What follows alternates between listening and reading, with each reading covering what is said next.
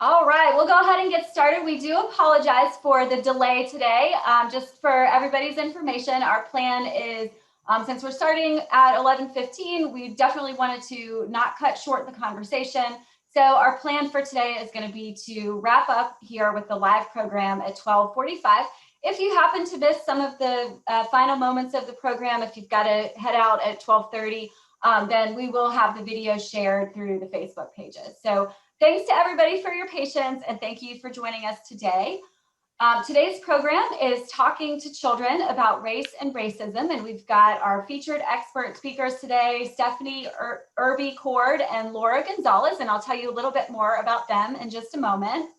My name is Christine Murray. I'm the director of the Center for Youth, Family, and Community Partnerships at UNC Greensboro, as well as the director for the Healthy Relationships Initiative. And the Healthy Relationships Initiative, along with the Guilford County Partnership for Children, are bringing you this program today. On the next slide, I've got a couple of points about the Healthy Relationships Initiative for those who aren't familiar. Our initiative is a partnership between the Phillips Foundation and the University of North Carolina at Greensboro. And our mission is to promote happy, healthy, and safe relationships of all kinds. And we invite you to check out our website at healthyrelationshipsinitiative.org or connect with us on social media at Healthy Relationships Initiative to learn more about other upcoming programs and also tap into all of the free resources we have for all kinds of relationships, whether it's couples, parenting, families, even workplace relationships and friendships. So now I'm going to introduce to you Lumisha Staten, and she's going to tell you a little bit about the Guilford County Partnership for Children. Thank you, Christine, and good morning, everyone. We are so excited to have all of you joining us this morning for our discussion. And again, we do apologize for the delay, but we are so very excited to have our guest speakers this morning as they will talk to us about a wonderful topic.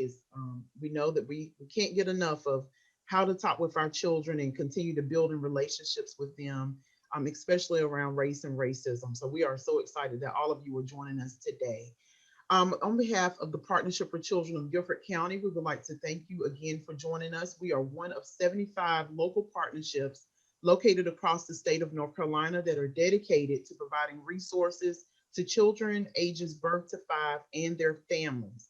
And so we have a number of programs here in Guilford County that we fund, including the NC Pre-K program, the Dolly Parton's Imagination Library program, and others. So we invite you to check out our website, as well as our Facebook page. You can also find us on Instagram at Guilford Kids. And again, we are so thankful for this partnership today, along with the Health Relationships Initiative and UNCG for this presentation this morning. Thank you again for joining us. All right, thanks, Lumisha. And I have the honor of introducing our featured experts and speakers for our program today. Just to give an overview of what the program is going to look like, Laura and Stephanie will be sharing some information for you. Later on, we're going to talk about some specific scenarios, especially types of scenarios that families or parents might encounter around talking with children about race and racism.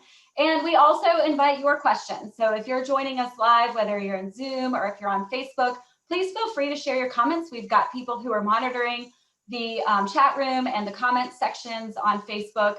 And we'll have some time at the end to share those questions with our speakers. So I do want to go ahead and introduce our speakers, Dr. Stephanie Irby Coard and Laura Gonzalez. Stephanie is a psychologist and a clinical researcher, and she primarily conducts research on youth conduct problems, antisocial behavior and violence, and racial, ethnic, and cultural influences on child mental health treatment and prevention. With close ties to the African American community, Dr. Coard has always concerned herself with increasing awareness and sensitivity to how ethnicity and race impact the process and outcome of mental health treatment and in the implementation of evidence-based practices in communities of color. And now to tell you a little bit about Laura, who is an advocate for educational access for Latino youth from immigrant families in North Carolina. And her work has shifted from describing the supports and barriers encountered by these families to creating and implementing programs and interventions for them. In terms of teaching, Dr. Gonzalez covers student development theories at both the master's and doctoral levels, and equity in higher education, life design, and the effects of college on students. and she coordinates the doctoral program in higher education at UNC Greensboro. So we're very grateful to have both of these experts and professors from UNC Greensboro with us today. And we know they've got a lot of wisdom to share with us. So without further ado, I'm going to go ahead and turn it over to them. Okay. Thank you. Thanks, Christine and Lumisha. I do want to just mention that Stephanie and I have two other really important colleagues who have worked with us extensively on this project. And so I would hate for them not to be mentioned. Their names are Dr. Gabriela Livas-Stein, who is also here at UNC Greensboro, and Dr. Lisa Kiang, who is at Wake Forest. So we wanted to share with you this quote as a way of starting to think about the project that we created, which is called One Talk at a Time. And I think one of the important underlying ideas for that is that it's a lot of pressure for parents to think that they're going to talk about something as big as race or racism in just one talk, and that you have to kind of like tell your child everything they need to know and get it right and just do it once.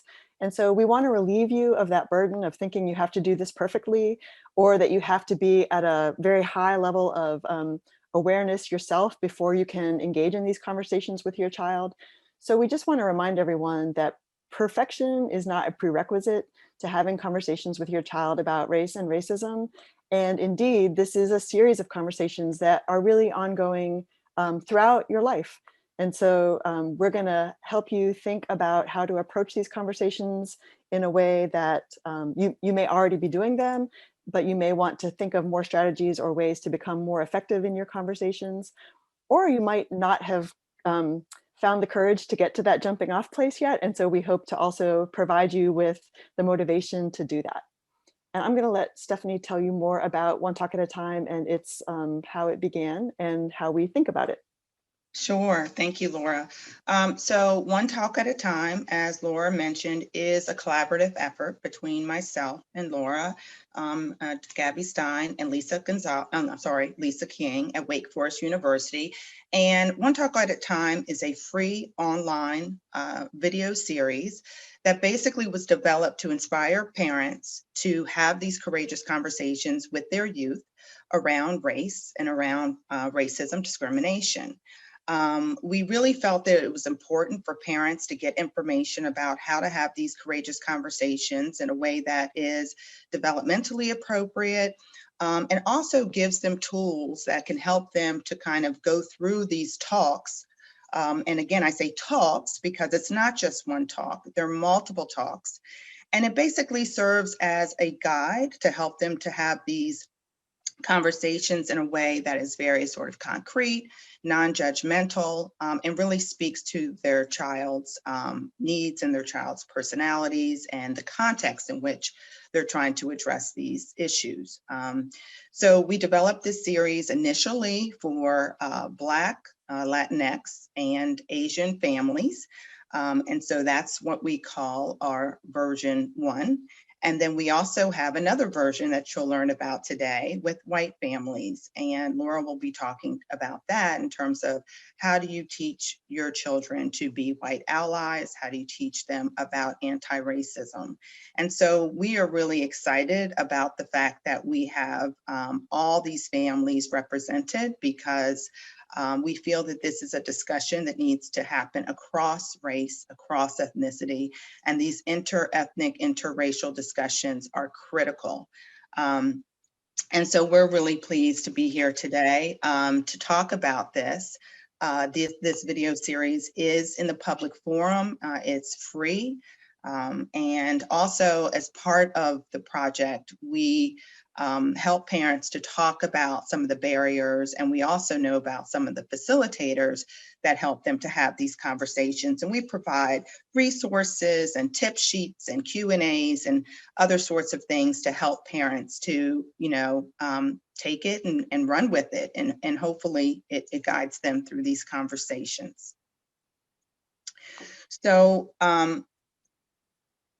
So I guess I'm going to start, Laura, with Ready, Set, Talk. Okay. Yeah. So one of the ways in which, one of the purposes of this video series, again, was to help parents, guide them through having these conversations with their children. And we developed a strategy that we felt works and helps parents to move through these conversations in a way that is intentional, purposeful, non-judgmental, concrete. And we call it Ready, Set, Talk. And so Ready, Set, Talk, we're going to go through these steps. The work that I do is primarily with African-American Black parents, but Laura will talk more about how this strategy applies in the work that she's doing, the video series with white families. So when we talk about ready, we're basically talking about getting parents to be prepared in advance for having these conversations. It's a time for parents to sort of be very conscious and mindful about what they're about to partake in and what their goals are for these conversations. I think that the main thing with Ready, Set, Talk and this ready piece is to be intentional. To really be thoughtful about how you want to have these conversations. So you want to think about the process, you want to think about how you want to start the process, how you want to have these conversations with your child. You want to think about the message that you want to convey to the child. What is your intent? And then you also want to think about what are the things that is making this difficult for me in the moment. So what are the barriers? Or what is it that's making this hard for me, and really taking stock of your sort of conscious emotional state at this time. I know in working with African-American parents, this is oftentimes a very stressful conversations, because they are also dealing with their own stress and reactions to these experiences. So one of the things that in talking and working with Black families around Ready, Set, Talk is for them to be very mindful of their stuff versus what they want to convey to their youth. Okay, so the real barrier sometimes is, how do I teach my child to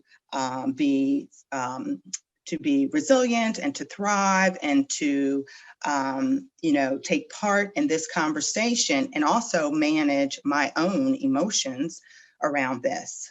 So that parental stress, that race-related stress, we know is real. We know race-related trauma is real. And so oftentimes that is part of Black parents' experience when they're trying to set up and have these conversations. So balancing their own emotions with what they want to communicate and convey to their youth. So that's ready. And then the next piece of this is set. And set is really where the attention goes from the parent to more to the child and the context. So you want to think about, okay, so I know what I want to say. I know what the goal is of this conversation, but now I need to think about my child. Okay, so you have to think about things like the age of the child, the temperament of the child's personality. You want to think about the context in which these situations are happening for the child.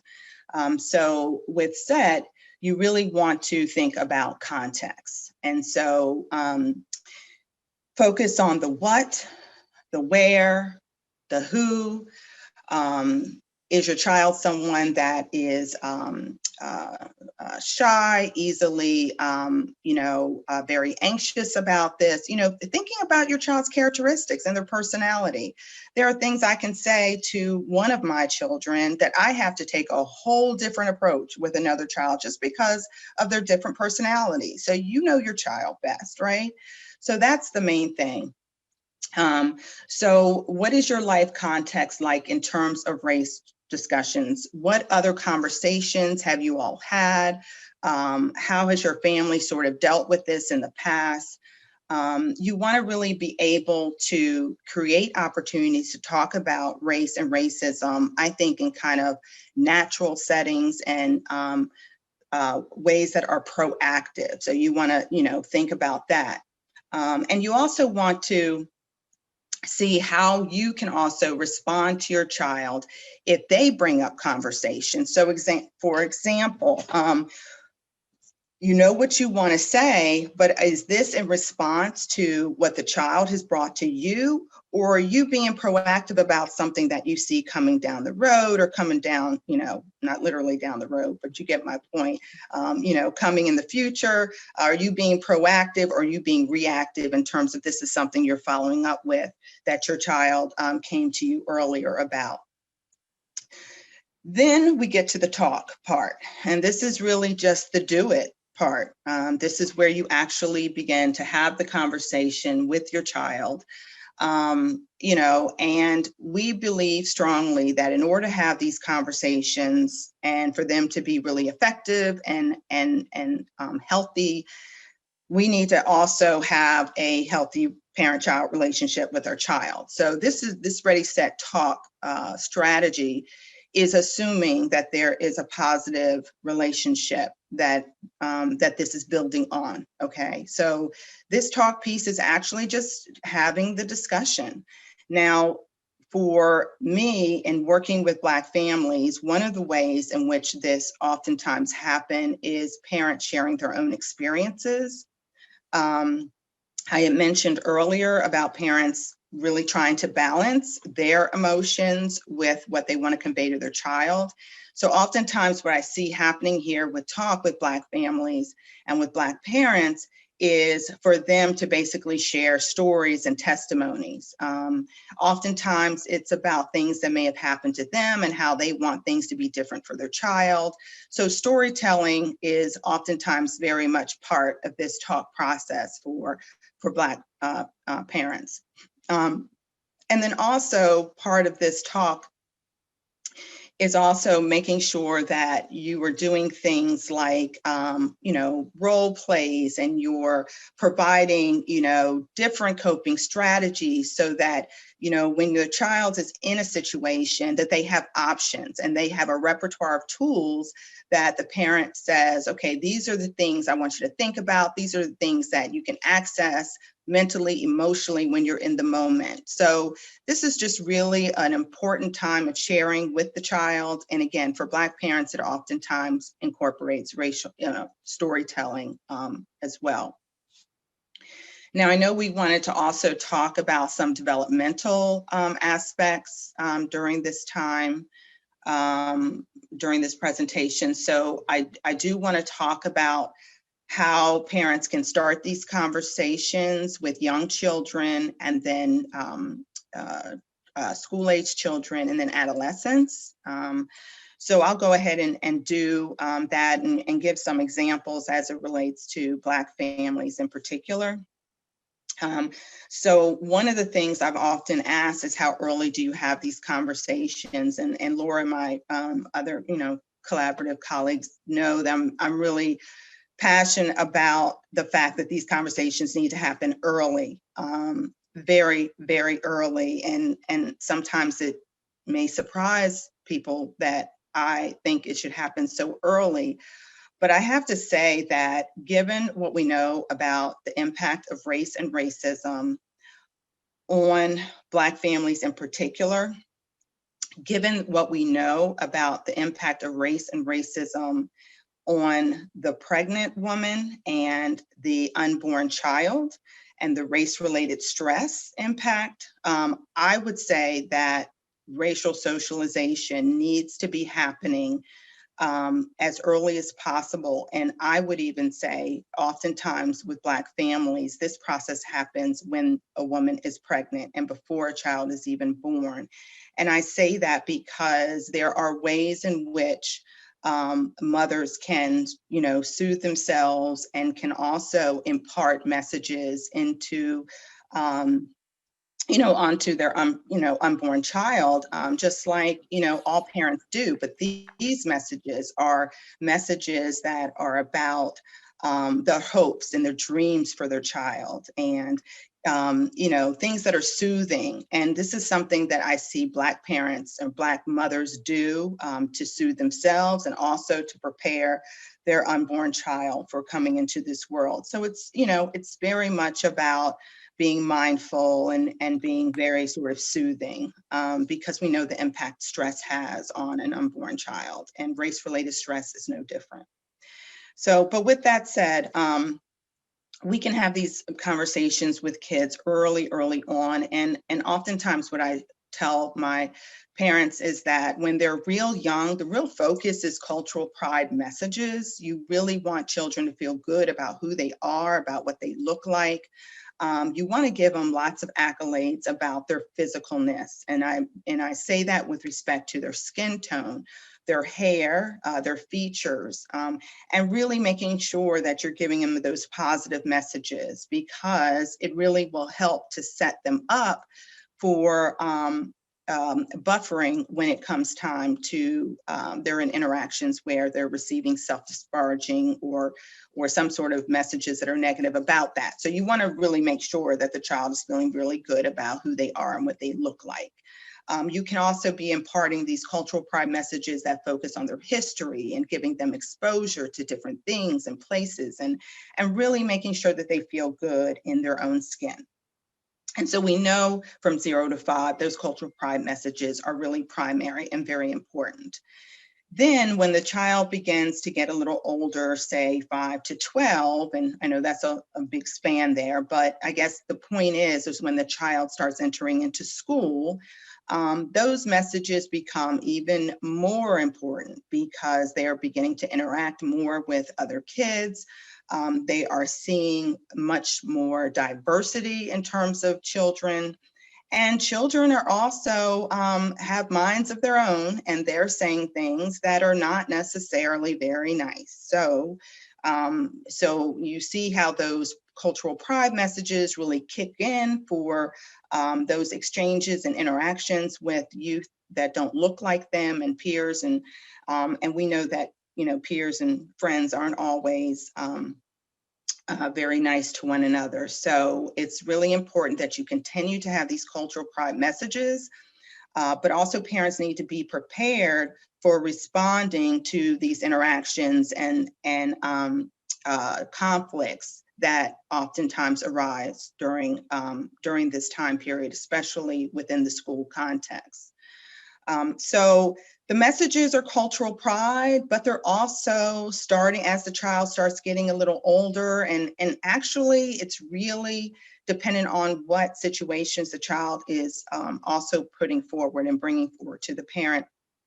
You have to also start talking about these preparation for racism, bias types of messages as well. And it's really important for you to make sure that there is a balance between those two. We know from research that a balance between cultural pride messages and prep for racism or preparation for bias messages are optimal, okay? You don't want to give one and avoid the other, and you don't want to totally talk about racism without talking about the prideful messages as well. So I think during school age is where that balance is really important. So again, you're starting with the pride messages, and then you're starting to include these racism preparation or prep for bias messages. The difficult thing is with Black families is that oftentimes the racial interactions and the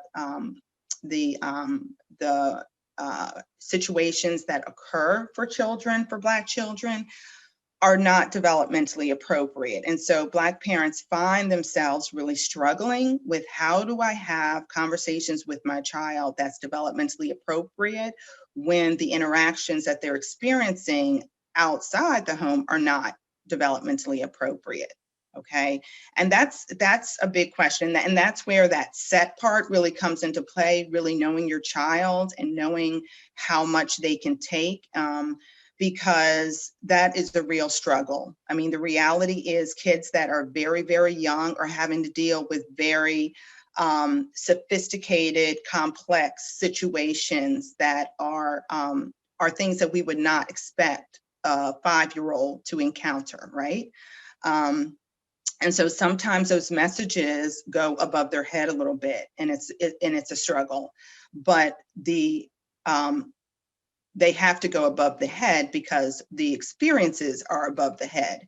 And what I tell parents is, I'd rather you talk about it and give meaning to what is going on, as opposed to you just letting them make meaning of themselves. So for example, oftentimes you have young children who have witnessed racial profiling, have been in the car when a father, a brother, uncle has been pulled over by police and has been treated in a way that has been very disrespectful and hurtful. And the child has witnessed this. They're 5 years old and they're witnessing this. And so that is a situation that you wouldn't expect your child to encounter, but it happens all the time. There are times when a child who is 3 is on the playground and they're being told by an adult, you can't play with my child because of your skin, because you're Black, or they will hear adults making negative racial comments in the context of play. So these are things that are happening in our environment. And so one of the things that we really struggle with is, how do I help the child make sense of this when it's something that is totally above their age level? And sometimes these things are happening to them from people who are adults and authority figures that are supposed to be there to protect them. And so that's just really difficult. And I think that that is that's something that, you know, parents really struggle with. But when the child is an adolescent and a teen, I think these conversations become very, very difficult, but important, because adolescents are seeing themselves in many of the situations that they are viewing on television and that they are hearing and seeing on social media. Okay, so you have adolescents who, while at one point, developmentally and cognitively, they're able to have these difficult conversations in a more real and raw manner, okay? Because they can think more abstractly, so they're able to really have deep conversations. But they're also at a point where they are trying to learn about who they are. Their identity is fragile and developing. And they are oftentimes aligning themselves with some of the people that they see who are targets of this, if they themselves aren't targets, right, at the moment. So it's a really delicate balance. And one of the things that parents really struggle with at this time, is honestly just not even wanting them to partake in activities that are developmentally appropriate, because they fear that something that is very sort of normal and fun and expected can turn ugly. So you have parents that are afraid to let their child go to a homecoming game or a party or some sort of gathering with friends. I mean, things that are just, you know, activities that adolescents want to do and should do.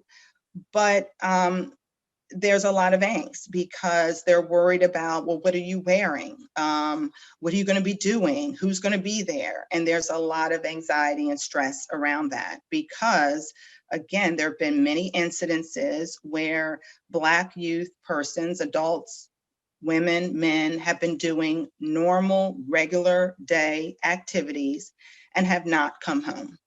And that's the reality. And so how do you have these conversations around being safe and being vigilant, but then also realizing that there are real examples of when you've done all of that and it still hasn't been enough. And I think that's the most difficult conversations to have. But I still think it is very important for parents to be hopeful and to instill in their youth a sense of resilience, that it's not as if, you know, that they can't live productive, healthy lives and have a positive impact on their community. But along with that comes anxiety around what should they do in terms of activism, how should they do it? Where should they do it? So it's a constant balance act. You want your child to live a normal life, but you also want to make sure that they're safe. And sometimes it's just hard to know where they're safe and be confident that they will stay safe. And that's just a reality that Black parents deal with on a daily basis. So now I think I should turn it on over to Laura, right, Yeah. Laura? Okay, and give your perspective as it relates to white families. Thank you. I do want to just take a second and say how much I always appreciate doing this work together with Stephanie, and the many ways that I continue to learn from you, Stephanie. So I appreciate everything that you have just shared and the way that it helps me think more deeply about the kind of world that I want to create together for all of our children. So because of that desire that I have to have a world where I know my kids are going to come home safe, and Stephanie or other moms also feel more certain that their kids will come home safe.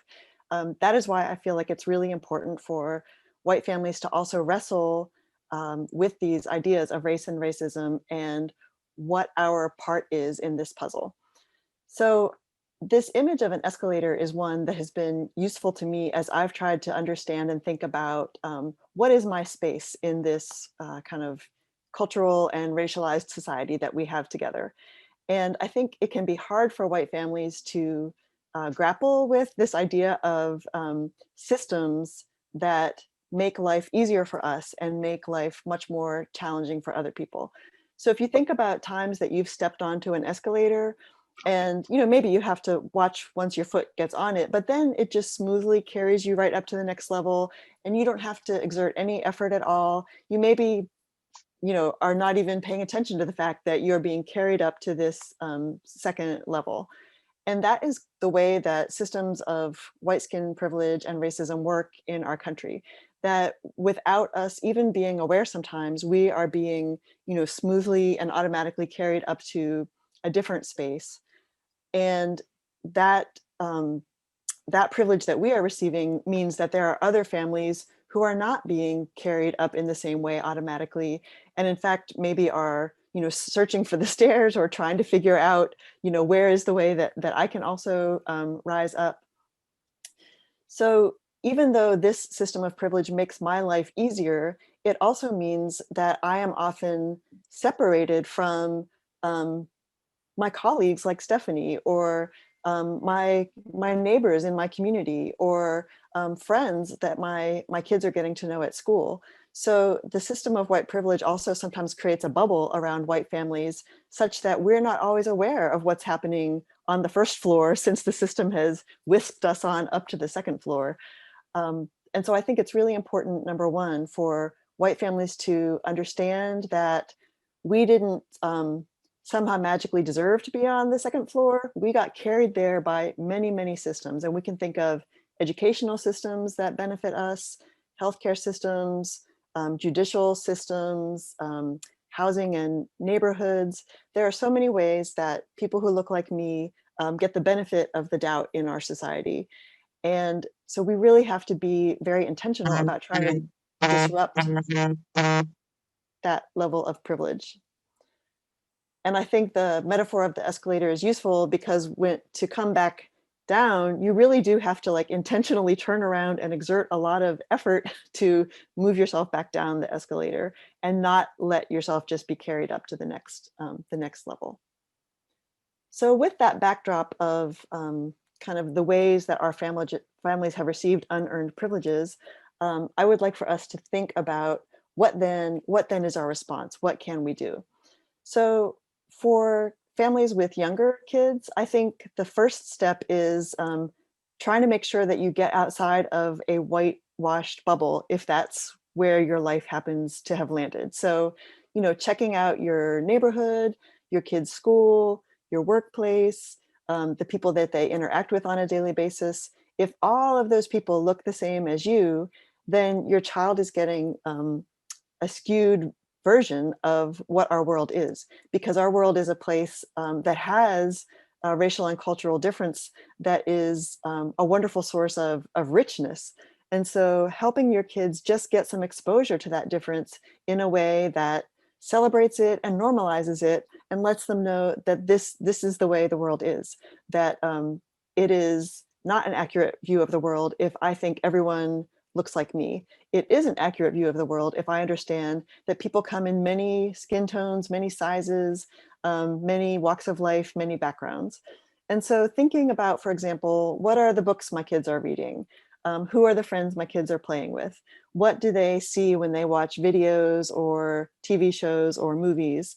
So really being intentional about broadening the types of exposure that you and your family members have, and appreciating and talking about that difference in a way that it is natural, it's part of our world, and it's a good thing, so that children are not disturbed by or put off by difference, but welcoming of difference. Then when we get to school-age children, I think having those conversations, as Stephanie said, that can be a little bit more detailed in terms of, what do they notice? So kids are really good at seeing when things are fair and unfair. Anyone who has siblings knows that someone's always saying, hey, you got more cookies than I did, or like, hey, that's not fair. So harnessing their ability to notice when things are unfair and helping them think about the ways that that escalator has contributed to the inequalities they might see.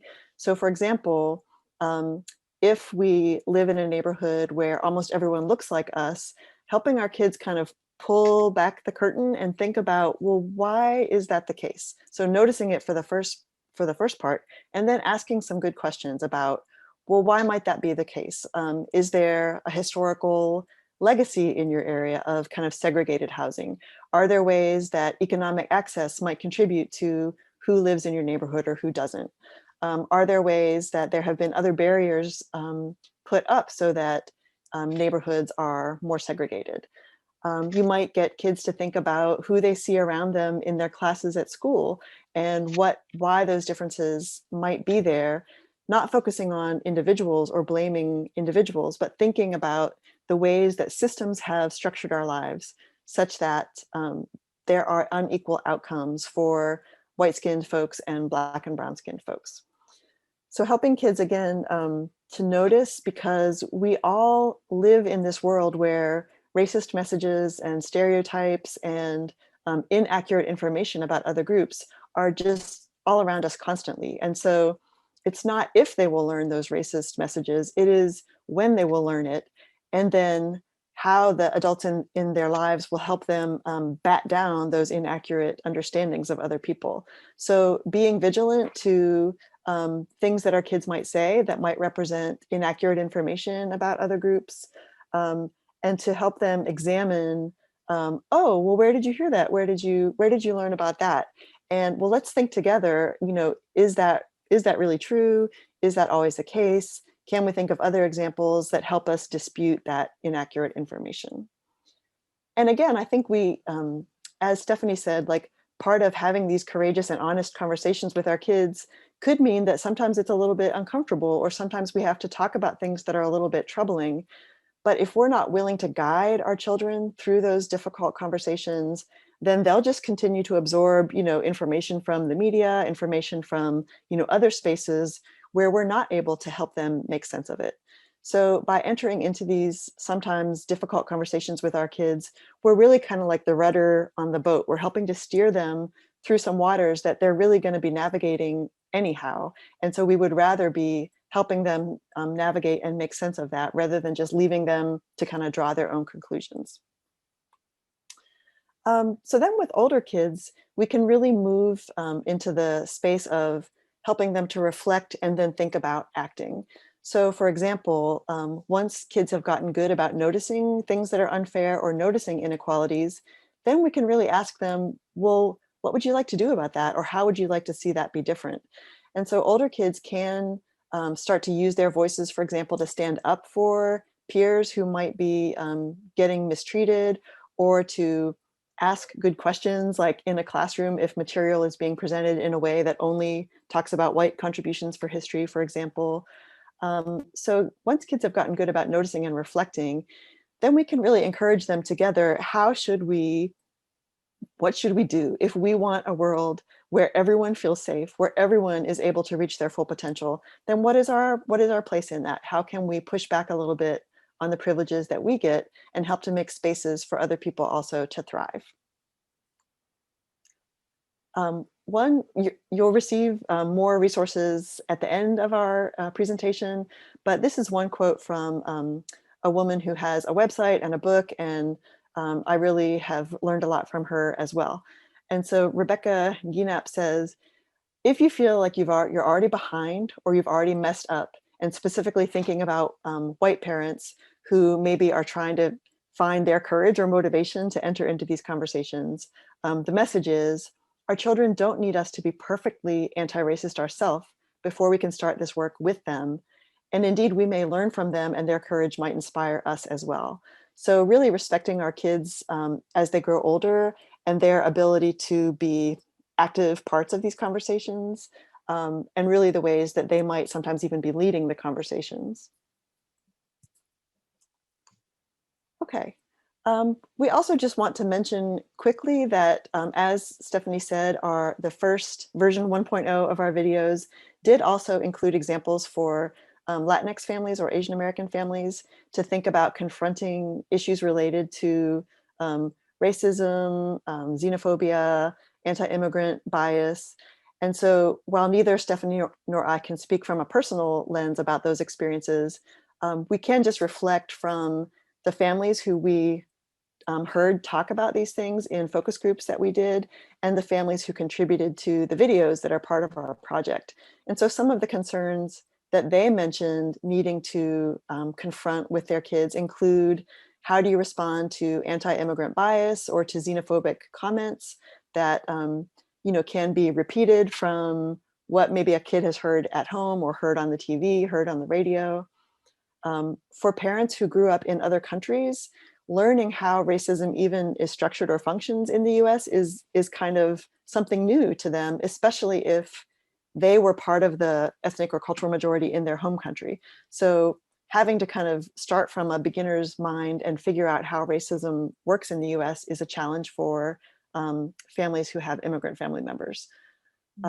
Given the recent socio-political environment, we've also heard families talk about fears about being separated from their family members or possibilities of deportation. And then certainly in addition to kind of garden variety bullying that might happen amongst kids, there can also be specifically culturally centered bullying around, speaking a language in addition to English, eating food that looks or smells or has different ingredients, or other kinds of cultural traditions and customs. So again, we don't have the sort of first person authority to speak about these things today, but if there are families who want to know more about ways to address these issues with Latinx or Asian American families, that is included in the video project One Talk at a Time. So I think we're ready now to talk about some specific scenarios.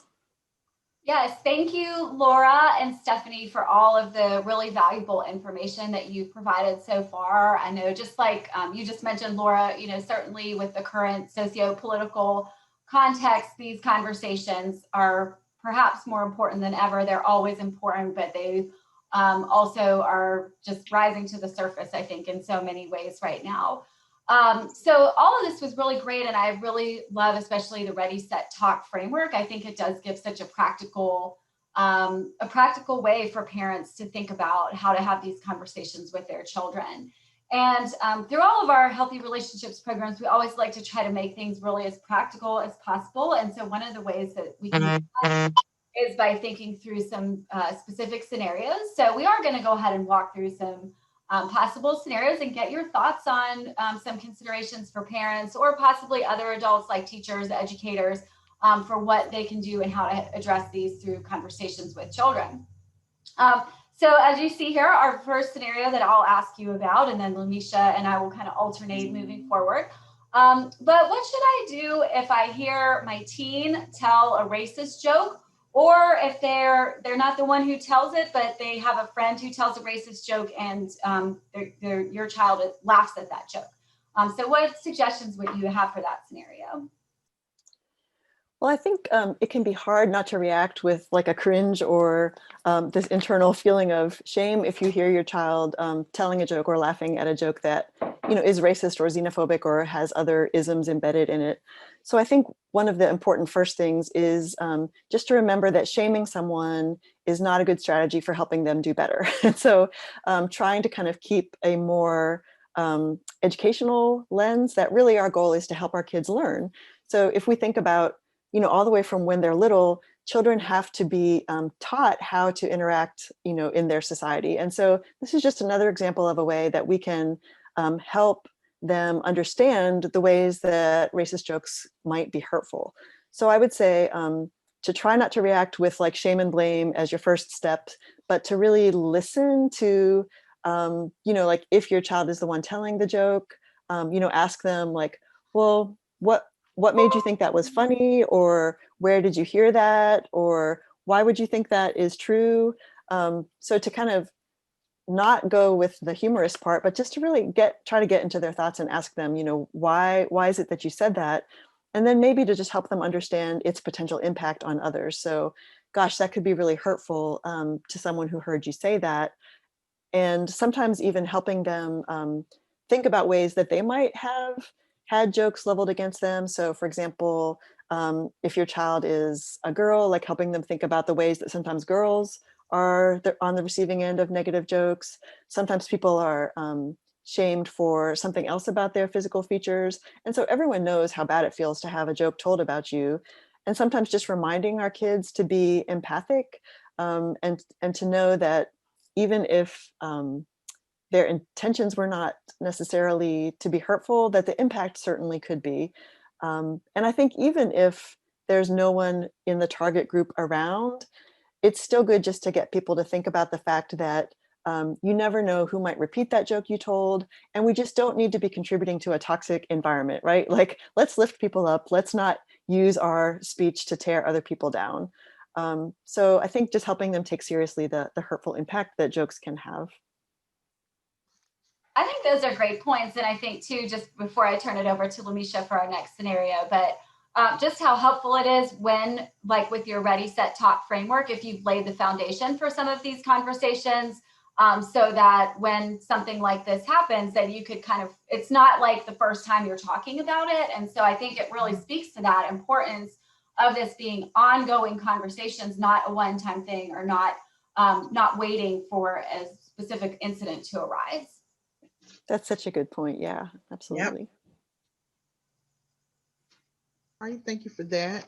And Laura, this is another question for you.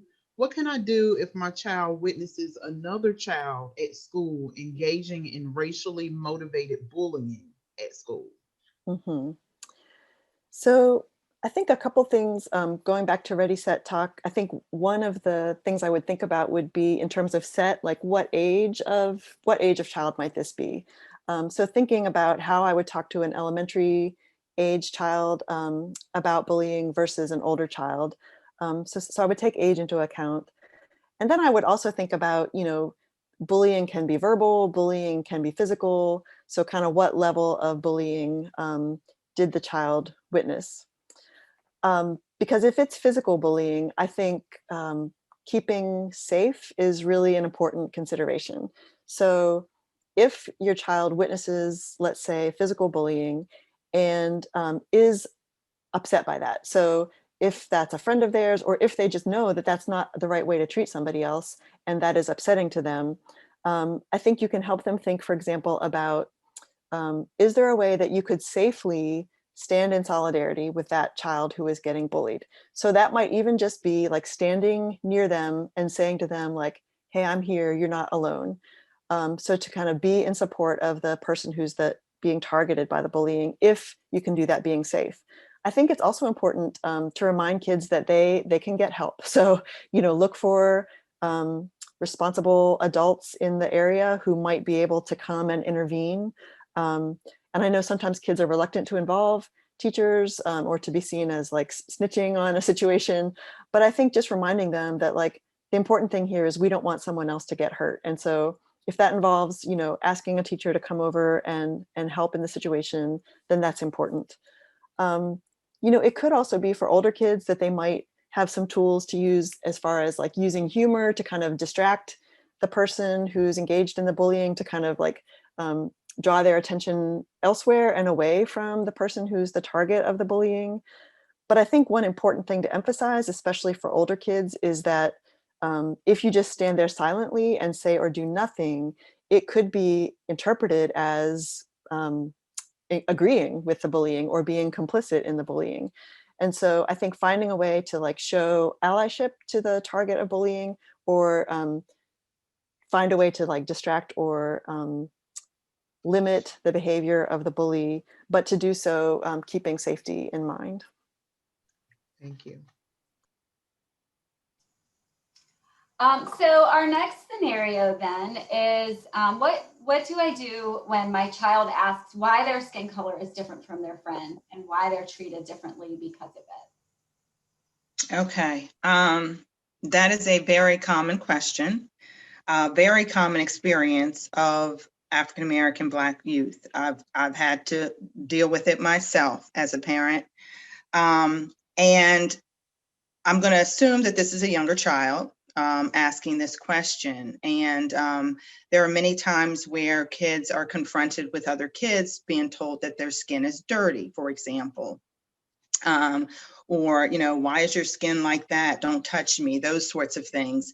You know, what I encourage parents to do, and again, going back to those cultural pride messages, this is why those cultural pride messages are so important, because when these interactions happen, these statements come about, that child has already been indoctrinated with a sense of pride in who they are and what they look like. Okay, so my hope is that when that child is confronted in that way, that they will be able to say things like, because God created me that way, because my parents' skin looks like this, because my skin is sun-kissed. You know, the sun has kissed my skin. I remember having discussions with my girls in particular, giving them different sort of play comebacks rather, and ways in which that they could, you know, express themselves. I remember one daughter who wanted to be Annie in a play, and one of the young girls told her she couldn't be Annie in the play because Annie wasn't Black and her skin was black and dirty. But my daughter told me this after the fact, but in the moment, my daughter told her, I can be anything I want to be because my mom and my dad told me so. And that was it. So again, that's why those cultural pride messages that focus on features and the physicalness of us is important for young children, because they need to be able to, to confront those comments and come back with statements of affirming statements about who they are. Yeah. Yeah, those are great points. And I think too, like you mentioned, like really the age of the child and just, you know, kind of really thinking through what's the context for a comment like that. Like with very young children, they have just a lot of curiosities and ask questions, and there may or may not be any, you know, ill intent behind some questions. And so as a parent, how you respond to some of those questions would have a big impact on, I think, how the child thinks about it and how safe they feel in asking those questions. But of course, it is very different with just a curiosity type question versus a question that has some harmful or mean-spirited or the racist kind of intention behind it. Right. Being told your skin is dirty versus why does your skin look like that are two very different things. And so I think it's important for kids to understand, young kids to understand that their skin is there because that was an intentional way in which they were created, and they should feel good about that.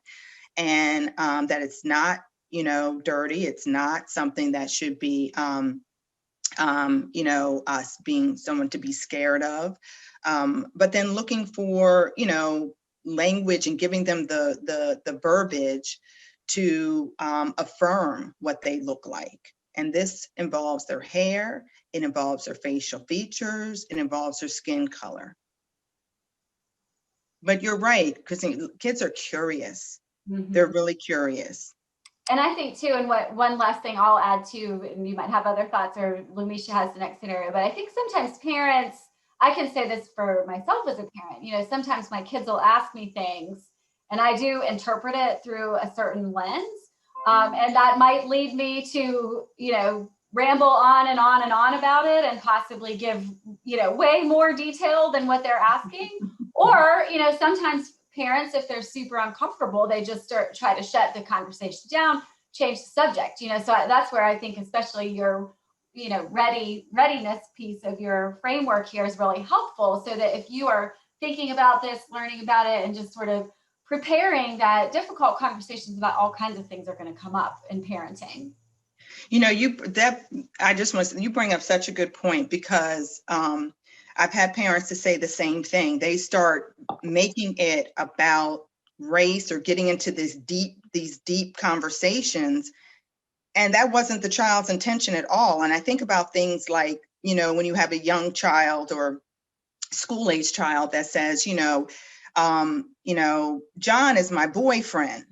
Your boyfriend? What do you mean your boyfriend? And then you start getting upset about the fact that it's a boyfriend. But then if you just simply ask her, well, what does being a boyfriend mean to you?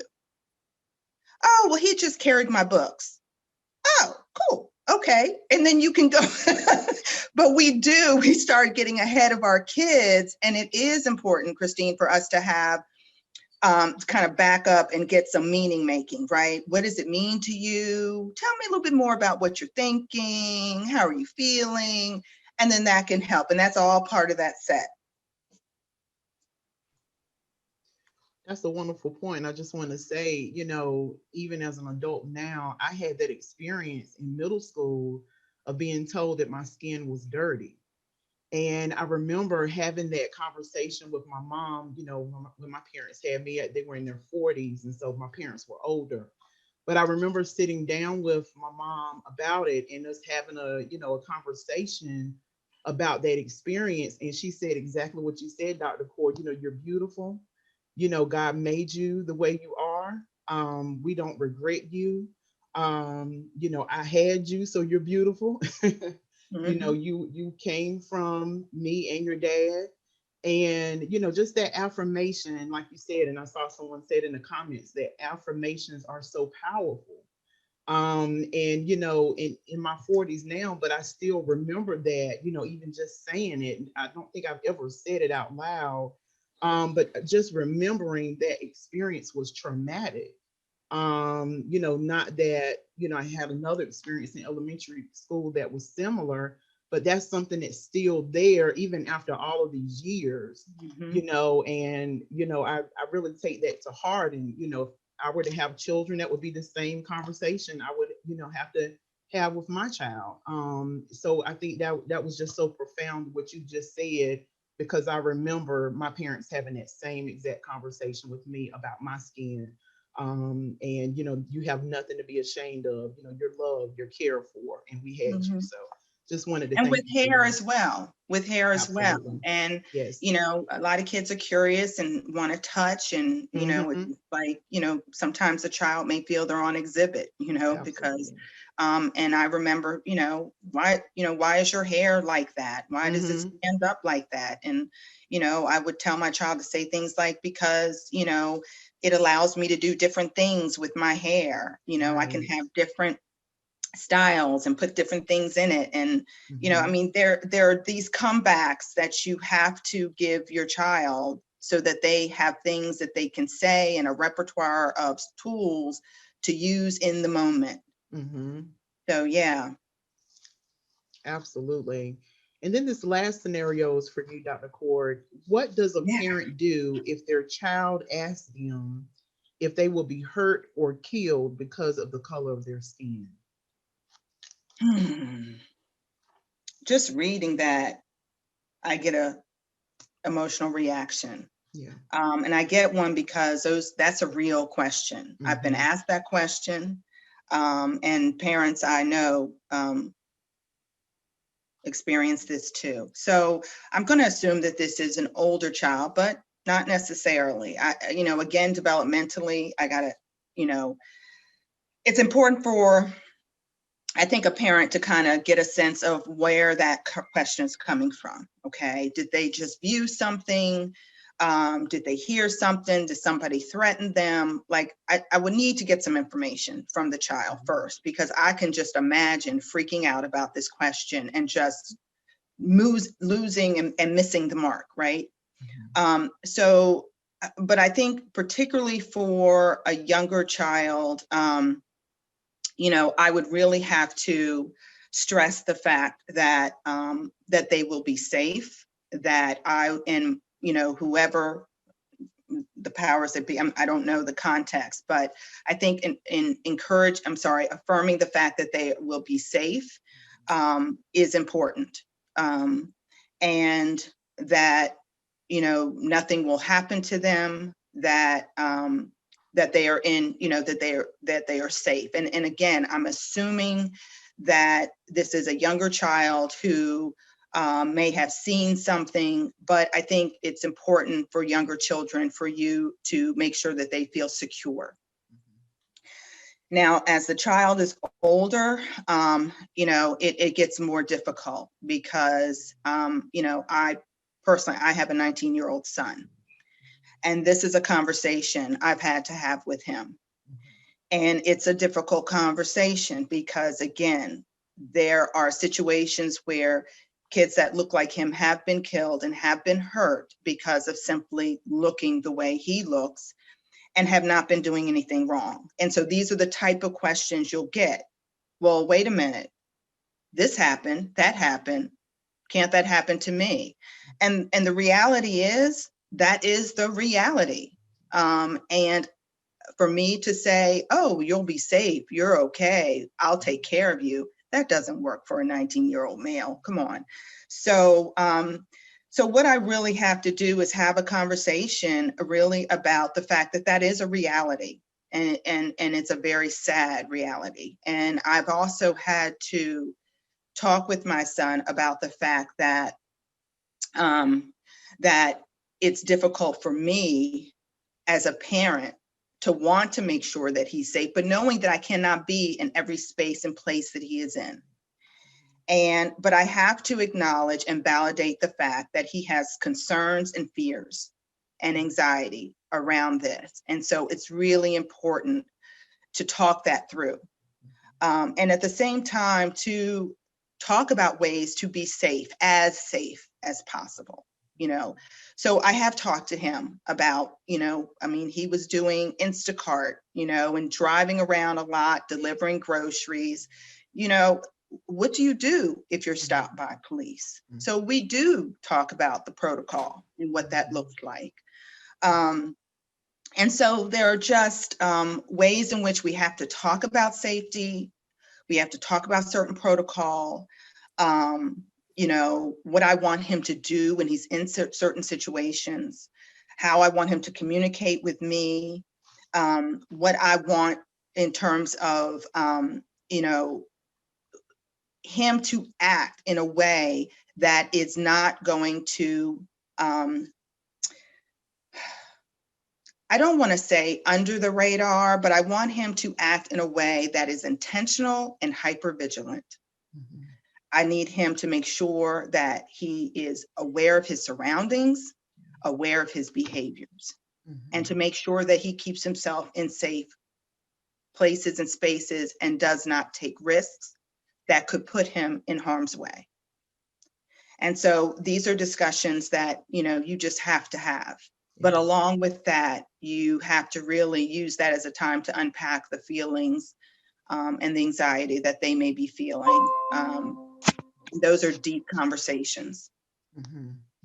Absolutely. And, I'm also finding, even with Black men, we're, having a discussion, even with my husband, just for an example, just rehaving that conversation about, take your hoodie off, take the hoodie off when you go in the store, let's stick to get, different things you think about, as an adult, even having to have those conversations, not just with our Black boys, but with, Black men as well, and other minorities, because we're, you think about, it's crazy that we're having to have these discussions, but at the same time, it's the world that we're living in. And I think, as with the children, even the young ones, as parents are watching the news, they're hearing things. Children are smart, they're resilient, they're picking up on things, and they're seeing what's happening sometimes. And I think that's something that can be a reality for a child. Oh, they look like me, Breonna Taylor, she looks like me. What happened? Just having that question, and just it becomes something that really is a real, as you said, it's hard, it's tough, but very tough conversations, but it's conversations we're having to have so much right now. Yeah, and like I said, these situations are not developmentally appropriate. So while we understand developmentally appropriateness, we're challenged with trying to strike that balance, because that's just the reality that we live in, unfortunately.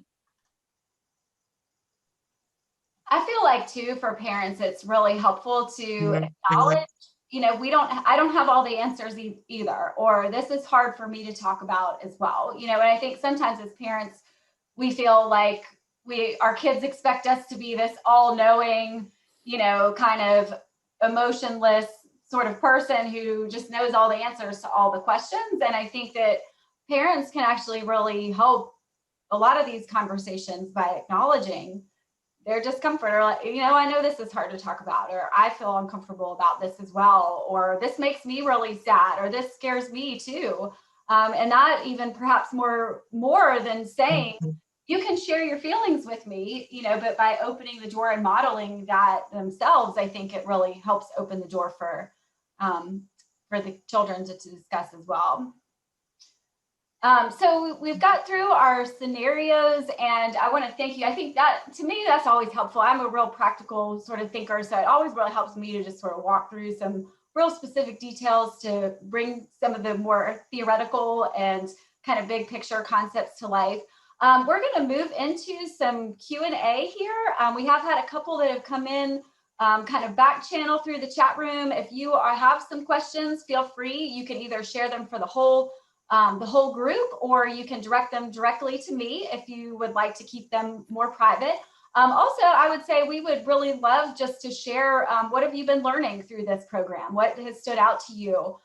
So don't feel like you only have to have questions to share at this piece as well. But I'll go ahead with the one question that's come in here.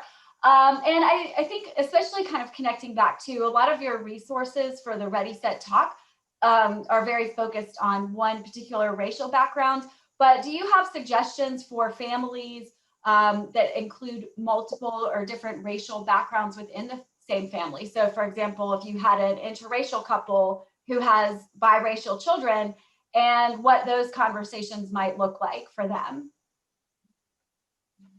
Sure. I can talk just a little bit about that from my own perspective as someone who's married to a Latino. And so in our family, then we have kind of multiple cultural influences. And I think the question of race and Latino ethnicity is like a little bit more complicated. But my husband was an immigrant to this country. And so there are many ways in which you think about how the power structures stack up, and that he's in some ways in a group that is sometimes not on the good end of the power structure, on the kind of receiving end. And so some conversations that we have in our family include valuing the multiple cultural, racial, and ethnic influences that are present in our family, and seeing and noticing the ways those are different. So again, a way to like celebrate differences and appreciate the strengths of different ways of doing and being.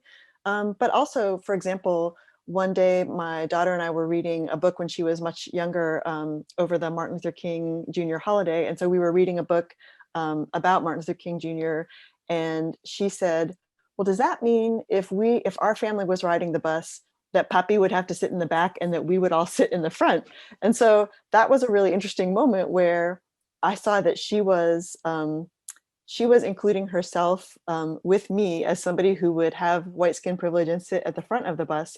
And she was including her papi as somebody who would not have that privilege and would need to sit at the back of the bus. And so that was a really interesting moment for us to talk about, the ways that people in our family might be treated differently depending on how we're being perceived, and what then would be an appropriate response. For example, like if she and I were at the front of the bus, what would we want to do about that power that we had been handed, in the sense that we noticed that it was unfair and unjust.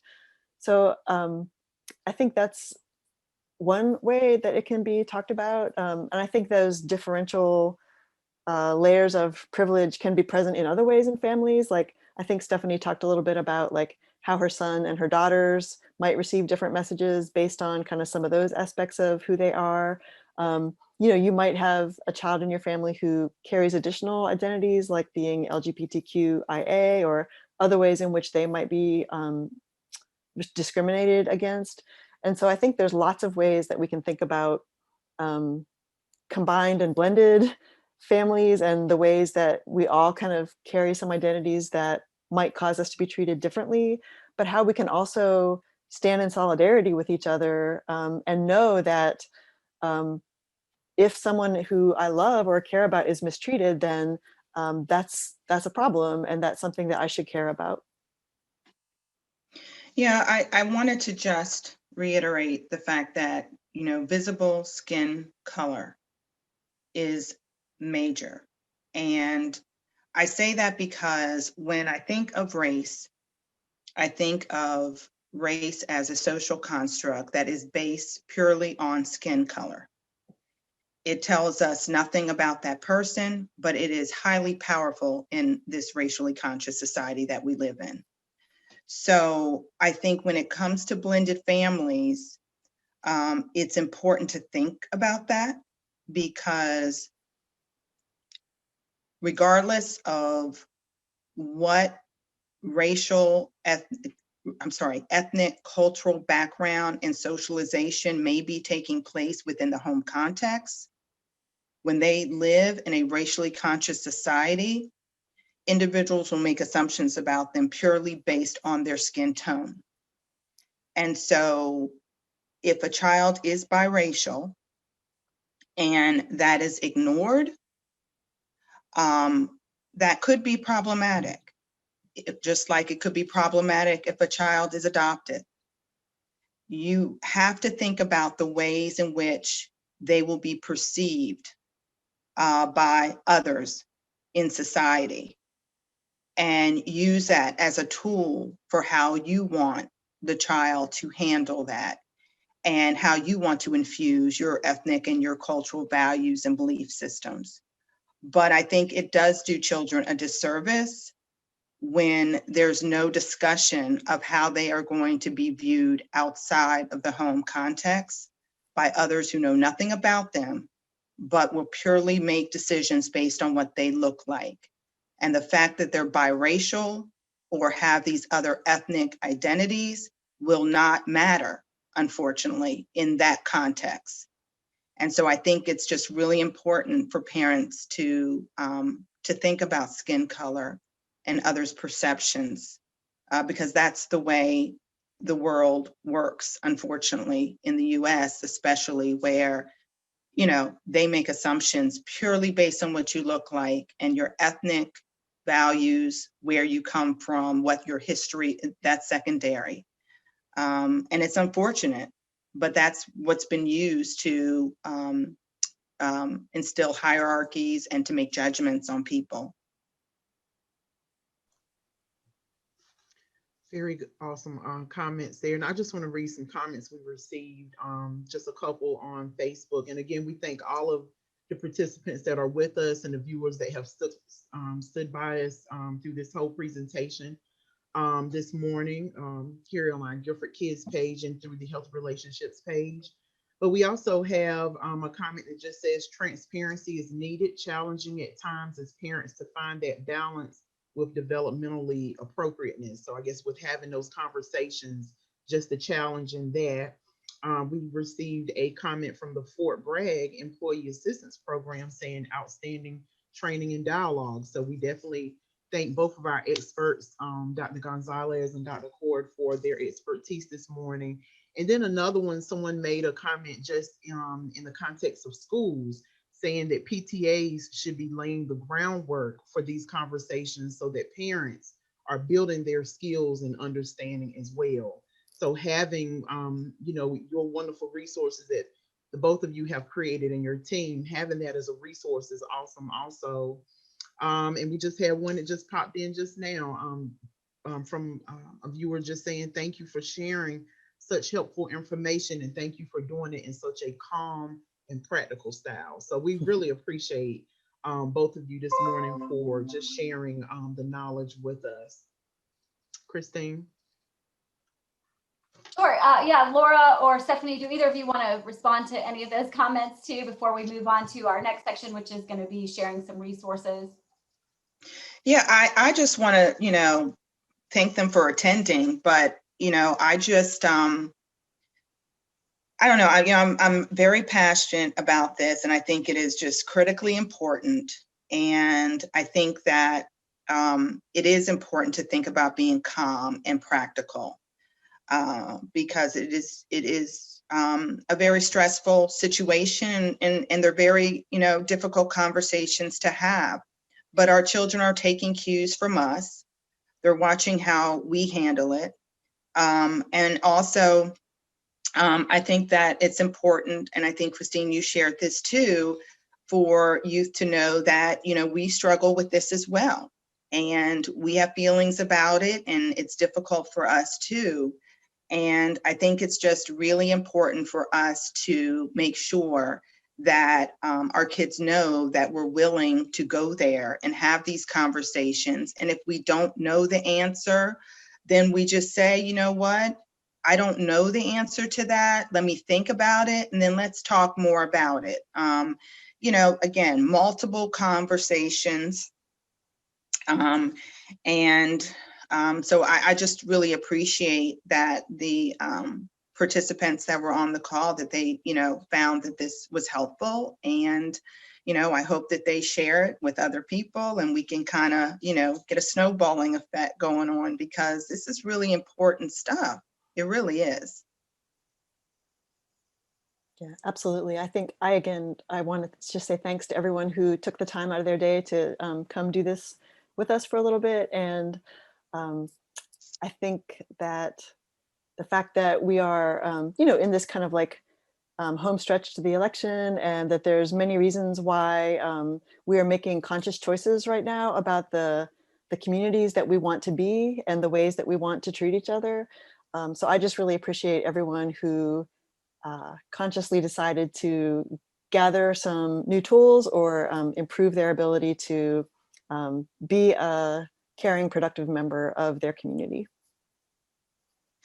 Thank you. And actually, I just got a comment, and I think I'm going to use it as a segue to our last segment here is really going to be talking about some resources that we all have to share, or some other tools for follow-up. Because again, this is not a one-time conversation. It's great to come to a one-time conversation, but these need to be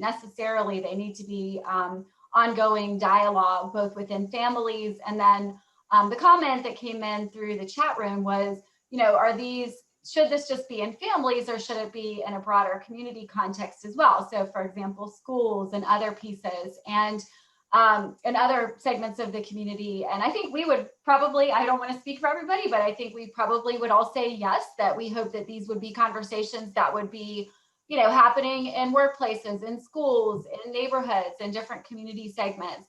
And so to do that, sometimes we do need some resources and tools. And to be honest, that's what I love so much about the Ready, Set, Talk framework. You're taking something that is very intimidating and very scary as a parent. It's frightening to talk about some of these things because we don't know where those conversations will go. And so we're going to start by kind of talking about if you all have some other resources to share. I'm going to share some. Lumisha has some as well. Camilla posted, and we can maybe repost it. We've got a link with a lot of other resources too. So, but we all are just going to highlight a couple of resources that we would encourage people to check out as some follow-up. So Laura and Stephanie, I'll start with you. Well, I mean, definitely look at the website that features One Talk at a Time. And you can look at that at the caminoslab.org website, where we have the video series for all of the groups, as well as tip sheets and so forth. And again, it's there, it's online, it's public, and it's free. So definitely, look more into One Talk at a Time and learn about that there. The videos for white families will be at that same website, and they're not quite there yet because we did the filming this fall, and they're currently kind of in the editing and revision process. But it's our hope that they will be posted to that website by the winter sometime. So keep your eyes open for that. Great, thank you both. And they did share a list of a number of other resources that are included in that link that I guess we're going through the slides here too, as well as included in the link too. So if you could go forward a couple more slides, Laura, these are all on that list. So we're going to kind of go quickly through them here. But I'm going to share with you a couple of resources from Sesame Street and Communities, and then Luvisha will share a few more as well.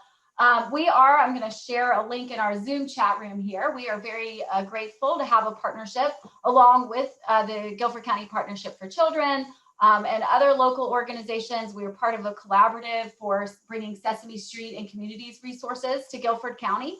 And some of you may have heard about this because they do a great job of course, sharing this through general media. But Sesame Street has had a long commitment to addressing racism and to developing resources and tools to help have conversation and dialogue in families. So I will also share a link there's a toolkit within Sesame Street and Communities called Caring and Sharing, and it doesn't specifically address racism in most of the resources, but it has a lot of resources that celebrate diversity and for young children to help them develop friendships and connections with other people who might be different from them in a lot of different ways. And I'll also share that currently, right now, Sesame Street has a special program that is being shared through HBO Max and PBS Kids, and it's called The Power of We, and it's a Sesame Street special. And we'll also share the website because they've got a viewing guide too, so it's something that you can watch with children and then use this viewing guide to help facilitate conversations.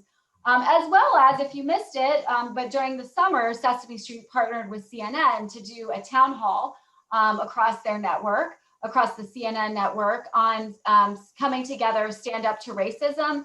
And that is still available to be viewed as well. So we'll share that link too. But Sesame Street definitely has a lot of really good resources that especially can be helpful for having some of these conversations with very young children. Lumisha, what resources did you want to spotlight as well? Thank you, Christine. Yes, we do have several resources, but I did want to point out one from PBS Kids called Talking to Young Children About Race and Racism, which is an awesome resource there. If you visit the pbs.org website, you will see some information there as well, including from Kids Help, Parents Magazine, healthychildren.org. There are several resources online in addition to the other ones that we talked about today. So we hope that families will have the opportunity to definitely check these out. And we definitely hope that all of you have enjoyed the conversation today. And please note that this discussion was recorded. So you will be able to find this on our Facebook pages through the Partnership for Children in Guilford County and Healthy Relationships Initiative. They will be uploaded to YouTube pages also. So we hope that you will go back, share this video with your family and friends. And we certainly appreciate each one of you for joining us here today and your patience as well. Thanks, Lumisha. And I want to thank everybody. But before I thank all of you for being here today, I especially want to thank Dr. Gonzalez and Dr. Coard. We just really appreciate having the chance to talk with you. We'll share one more link too that actually they both participated in a Healthy Relationships Initiative Relationship Booster several months ago, and we do have that program available to share as well on talking with kids about race as well. So that's another resource. But thank you, Laura and Stephanie. Great learning from you as well, as always. Thank you. It's always a pleasure. Laura and I love doing this with you. We do. We appreciate your work. Probably will not be the last time. We'll be inviting you to partner on something because we really enjoy working with you as well. We do want to thank everybody who's been here live with us in the Zoom room or watching on Facebook Live. Thanks for your participation and dialogue in the chat room. And as was mentioned earlier, really just thank you for taking the time out of your day to spend some time with us thinking and learning about how to talk about this very most important topic with the children in your lives. So thanks for being here, and we hope it was a great program. And like Lumisha said, that you can find it and help share it and spread it with others who it might be helpful for later on after the program closes. And for those of you who are here in our live program, Camilla, who's the Healthy Relationships Initiative Program Coordinator, she just shared a feedback form. We would love to hear from you about what you liked about the program. We're always looking for ways to improve as well. So if you're here with the live program, please do feel free to sign or to link to that and provide your feedback before you sign off. But that concludes our program. Thanks again for being here today, and we hope to see you at another Partnership for Children and/or Healthy Relationships Initiative program in the future. Thank you. Bye-bye.